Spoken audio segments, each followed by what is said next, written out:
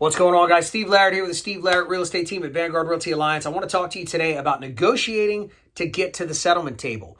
Too many rookie agents don't understand the subtle expertise of negotiating.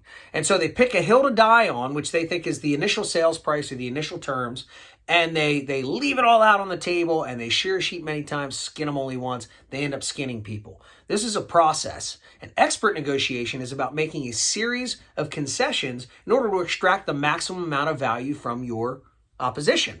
And so you've got to look at this thing. If you're an expert pool player, you're not thinking about sinking one ball in the pocket and then slamming the stick over your knee and walking out of there. No, you've got to run the entire table. That's how you win the game. And that's how we as expert negotiators win the game of expert negotiation. We have to think about, when I make this demand, make this concession, ask for this thing within the negotiation, which is typically about 40 days long, what's the emotional state that the opposition is going to be left in? Because I'm not done with them and they're not done with me.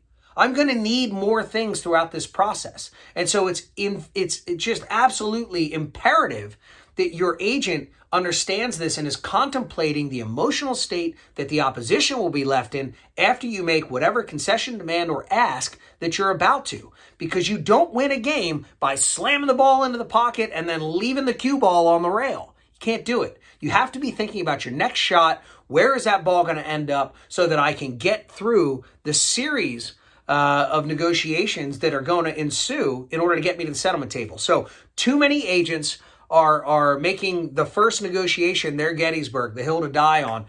Gettysburg was not the first battle of the war. It was the last battle of the war. And too many rookies don't understand that. So always be negotiating for the settlement table, not necessarily for this moment right now.